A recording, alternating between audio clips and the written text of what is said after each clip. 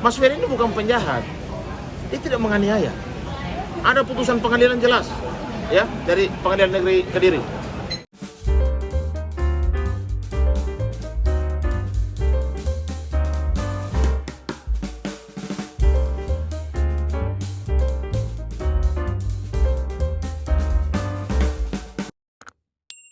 Bang Ferry gimana Bang, tanggapan kami tentang kasus ini Bang? Kalau saya kan dari awal sih bilang, saya sebenarnya lebih memilih untuk diam. Jadi saya sekarang tidak lagi berani untuk bicara kalau tidak ada faktanya semua. Ya. Makanya apapun itu selalu saya bicara dengan orang-orang memang yang peduli sama saya tanpa mempunyai tendensi apapun. Seperti Bang Sunan, Bang Nahar ini, ya alhamdulillah karena saya itu bukan berteman, bukan bersahabat, tapi bersaudara sama beliau-beliau. Jadi kadang ya mereka yang lebih punya pandangan lain lah. Ya Bang Nasir. Ya. Ya, jadi perlu kami luruskan ya bahwa tadi Bang Sunan sudah menyampaikan klarifikasi, Bang Ferry juga. Artinya bahwa tuduhan-tuduhan selama ini terhadap klien kami, Mas Ferry, itu adalah tidak benar dan tidak berdasar. Karena faktanya kami sudah sampaikan. Biar publik menilai bahwa Mas Ferry tidak seperti yang dituduhkan. Bahwa dia tidak punya penghasilan, dia tidak punya kerja, dia mau kondo dan lain sebagainya. Kami sudah bantah dan kami bantah dengan alat bukti yang jelas. Ya, itu nomor satu. Yang kedua bahwa semua pernyataan-pernyataan yang tidak benar tersebut, artinya di pengacara senior tersebut mendapatkan informasi dari kliennya kan? Ya. Artinya bahwa kliennya itu telah berbohong. Kebohongan publik itu bisa dipidana. Ya, karena sangat mencemarkan nama baik klien kami, merendahkan harkat dan martabat. Ya, betul.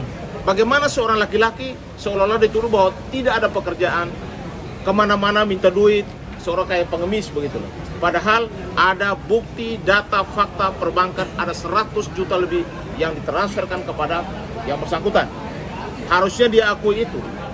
Tidak boleh seperti itu, menuduh bahwa klien kami tidak pernah memberikan apa-apa kepada yang bersangkutan. Membangun opini publik. Jadi opini publiknya sangat sesat.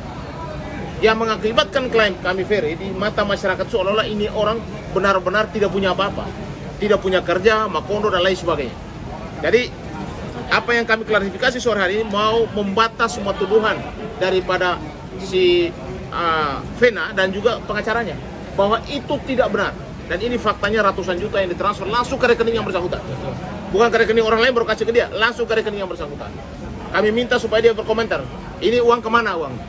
Jadi jangan pernah bicara merendahkan harkat dan martabat orang lain. Ya.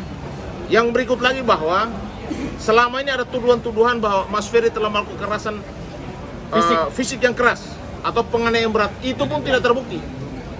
Hidung patah lah, rusuk patah dan lain sebagainya, itu nggak ada. Buktinya tidak ada sama sekali. Ya.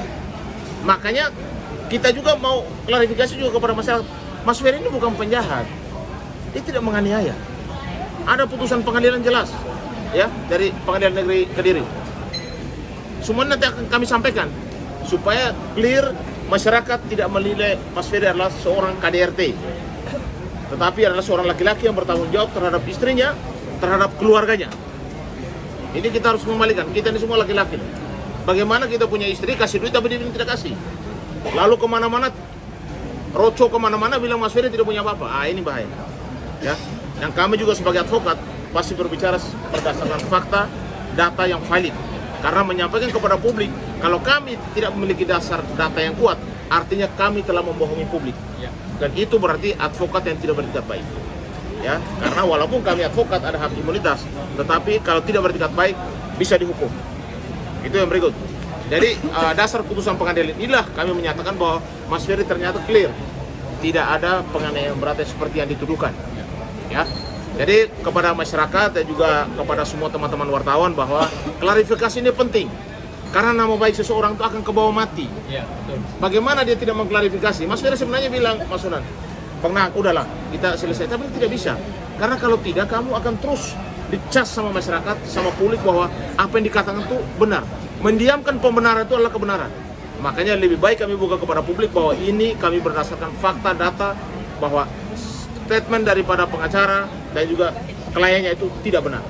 Dan itu bukti yang kami sajikan kepada teman-teman wartawan, biar menyampaikan kepada publik bahwa Mas Ferry sebenarnya clear dari urusan itu, dan biarkanlah Mas Ferry menjalani kehidupannya tanpa harus memikul beban-beban yang dia tidak lakukan. Iya, betul. Ya, itu yang perlu kami sampaikan. Silakan. Ferry, ada tuntutan apa nggak sih dalam ini kerugian apa nih yang dirugikan? Selain nama. Itu nantilah. Pokoknya kalau saya itu seperti yang disampaikan sama Bang Nahar itu benar. Saya tadinya lebih memilih untuk diam karena saya lebih fokus untuk masa kini dan masa yang akan datang. Jadi saya juga lagi fokus sama mami, sama keluarga, fokus sama diri saya, fokus juga sama orang-orang yang menyayangi saya, mencintai saya. Ya, salah satunya juga ada di sini, ada beliau-beliau ini yang selalu memperhatikan saya, care sama saya. Gitu. Makanya pada saat saya memutuskan untuk diam, ya beliau-beliau lah yang menyampaikan apa yang harus disampaikan, ya disampaikan. Apa akan melaporkan? Kalau untuk urusan lapor melapor, ya, kami sedang pertimbangkan, tentunya kami sedang kumpulkan alat bukti. Seperti yang saya sampaikan tadi ya, bahwa seorang advokat ketika menjalankan sesuatu pekerjaannya, menjalankan kuasanya tidak dengan itikat baik, maka di situ kekebalan imunitasnya ya seketika tidak berlaku lagi. Ya. Saya rasa semua orang udah tahu lah, advokat yang suka gembar-gembor ngomong-ngomong soal Ferry itu siapa. Nggak perlu saya sebut, se-Indonesia juga udah tahu lah. Jadi makanya saya peringatkan, ya, jangan jadi advokat itu udah puluhan tahun, tapi bicara itu tidak sesuai dengan fakta. Ya kalau memang mereka merasa punya fakta, punya bukti, ya ketemu saja sama kita. Kapan waktu dan tempatnya kita ketemu? Kita sama-sama menyajikan alat bukti. Kita kelar lah. Ya. Jadi ini silahkan terbuka. Kita nanti buka-bukaan. Monggo teman-teman wartawan mau meliput. Ya, silahkan mereka kalau punya bukti juga silahkan sajikan. Atau daripada berbalas pantun, kita duduk sama-sama sajikan alat bukti. Lo ngomong begini, lo punya bukti apa? Gitu. Dalam arti apa menunggu dari pihak yang kanan ini apa? Ya saya menunggu aja gimana. Ya. Ketika mereka nggak punya bukti terkait dengan apa yang kita sampaikan, terkait dengan apa yang mereka sampaikan, ya mereka sudah tahu lah konsekuensinya seperti apa. Ya. Tadi kan katanya Mas Ferry sendiri kan bukan pelaku KDRT ya, berarti artinya yang ulang rata, dipanas sama darah itu gimana Mas? Itu biarlah sudah menjadi ranah hukumnya Bang Jeffrey. Ya kan? Di sini kan Bang Nahar sama Bang Sunan kan hanya mengklarifikasi. Tapi kalau soal itu sudah ada putusan pengadilan. Ferry, mungkin ada seperti ini, atau mungkin ada kontrak yang dibatalin nggak sih gara-gara ini? Ada. Apa tuh? Salah satunya ada di sini juga sama Motivation. Di situ jelas artinya ada kerugian. The Motivation. Ada nilai kontraknya juga, Pak. Ada berapa aja? Berapa kontrak yang dibatalin gara-gara ini? Ada satu sinetron series, terus ada juga 2 film layar lebar. Nilainya berapa Pak? Ada lah juga. Yang pasti ratusan juta kalau itu. Ada lah juga. Mas Ferry, kondisi